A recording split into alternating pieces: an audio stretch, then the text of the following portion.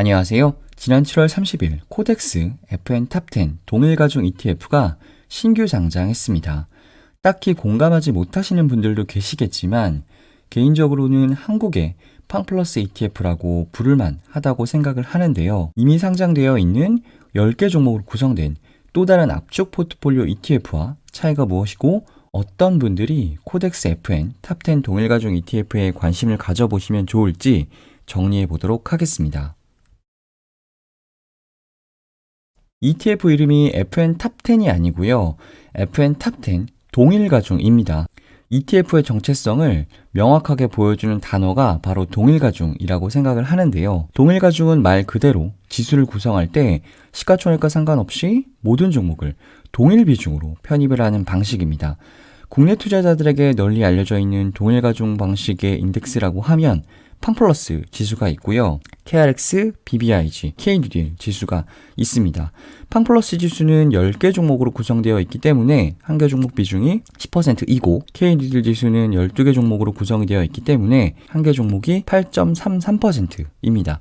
반대로 시가총액 가중 방식은 시가총액이 큰 종목이 지수 내에서 더 높은 비중을 차지합니다. S&P 500, 코스피 200 등이 시가총액 가중 방식을 대표하는 지수이죠. 코스피 200 구성 상위 종목과 지수 내에서의 비중인데요. 아무래도 삼성전자의 비중이 절대적입니다. 시가총액 2위인 SK하이닉스와 무려 20%포인트 가까이 차이가 납니다. 이처럼 시가총액이 더 큰 종목이 지수 내에서 더 높은 비중을 차지하고 있는 것을 보실 수가 있습니다.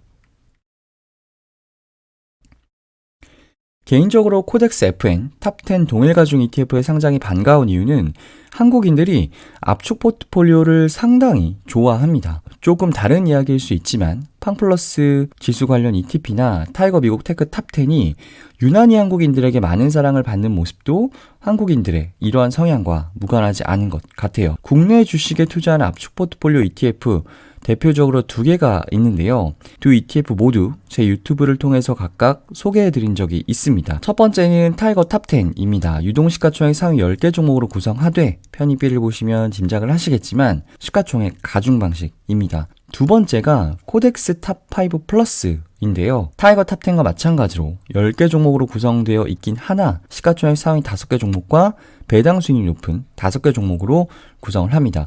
배당 수익률이 높은 KB금융, 신한지주, 하나금융지주, KTNG 등이 편입이 되어 있는 것이 앞에서 보여드린 타이거 탑10과 차별화 포인트이긴 하지만 역시 시가총액 가중 방식으로 삼성전자 그리고 SK하이닉스의 비중이 절대적인 것을 여기서도 확인하실 수가 있습니다.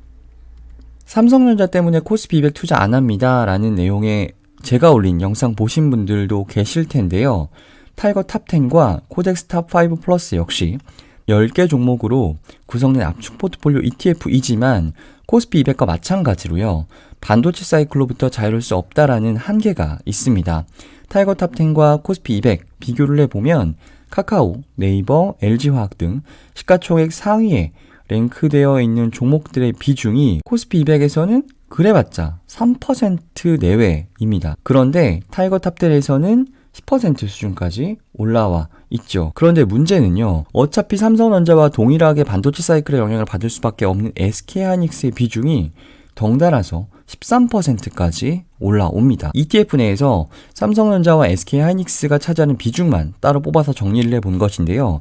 코스피 200을 추종하는 타이거 200은 34%, 타이거 탑10은 37.3%, 코덱스 탑5 플러스는 43%입니다.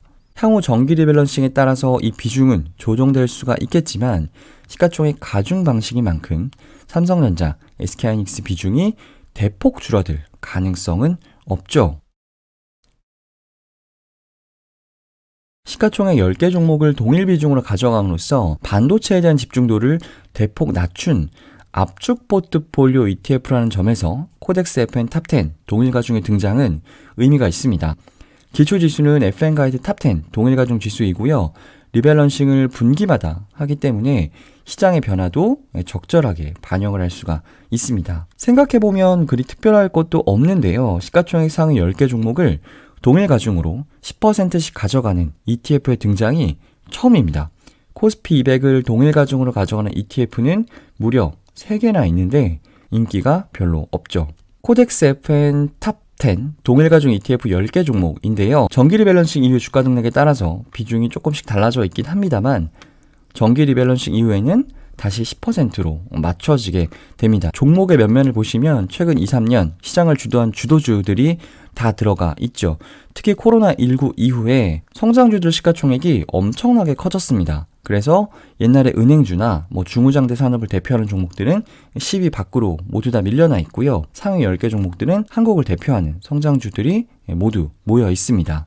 그러다 보니까 특별히 골라서 고른 게 아니라 그저 시가총액 10개 종목들을 모아놨을 뿐인데 바이오 2개, 모빌리티 2개, 반도체 2개, 인터넷 플랫폼 2개, 2차전지 2개 각각 이렇게 5개 산업을 대표하는 종목들이 2개씩 모여 있습니다. 제가 한국판 팡플러스 지수라고 불러도 손색이 없다라고 말씀드린 이유는 단순히 10개 종목을 동일 비중으로 모아놨기 때문에 그런 게 아니라 한국을 대표하는 성장 산업을 모아놨기 때문이기도 합니다. 앞에서 보여드린 타이거 탑10과 비교를 해보시면 확실히 삼성전자와 SK하이닉스 비중이 대폭 줄어든 게 눈에 띕니다. 삼성전자, SK하이닉스 두 종목의 비중이 20%포인트 가까이 줄어들었고요.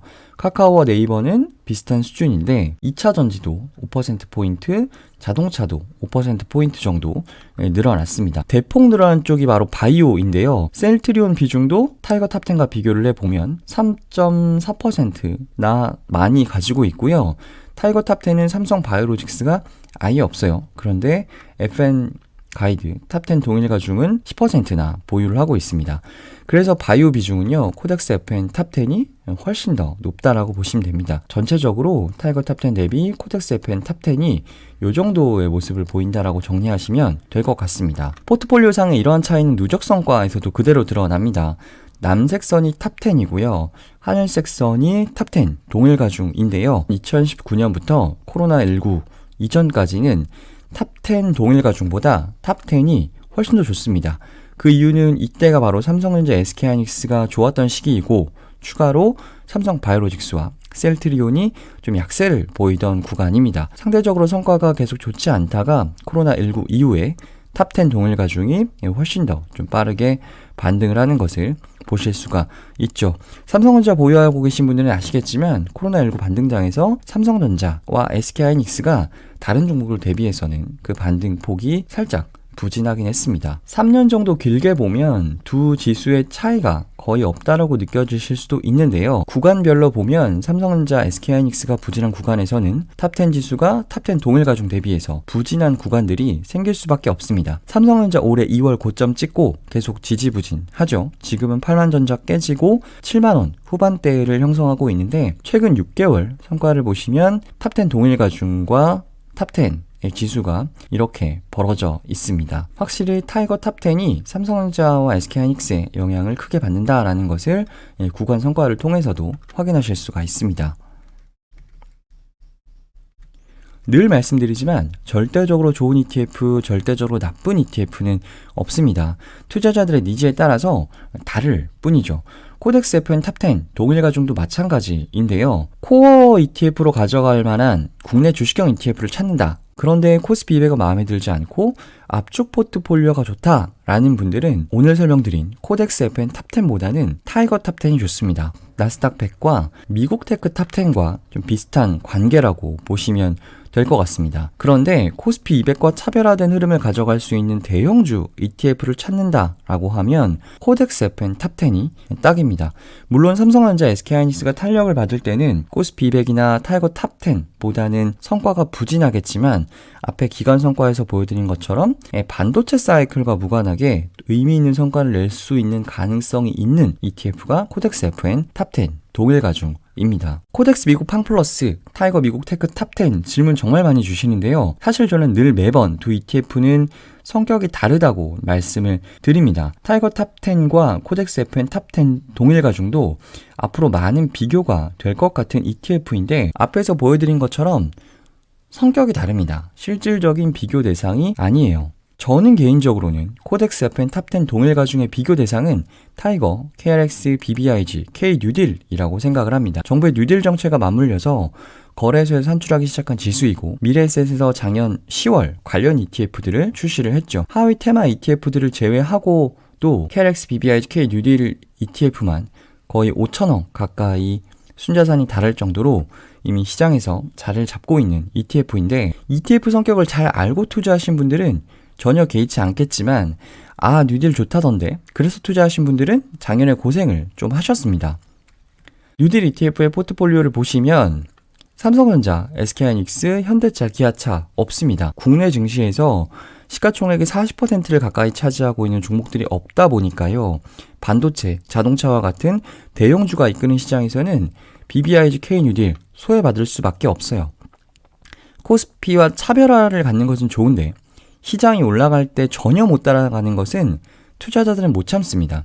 그런데 실제 KRX BBIG 뉴딜은 그럴 수가 있는 ETF이고 실제 작년에 그런 구간들이 있었어요. 이런 것들을 참지 못하시는 분들은 바로 코덱스 FN 탑10 동일 가중으로 갈아타는 것을 추천드립니다. BBIG가요. 배터리, 바이오, 인터넷, 게임이잖아요.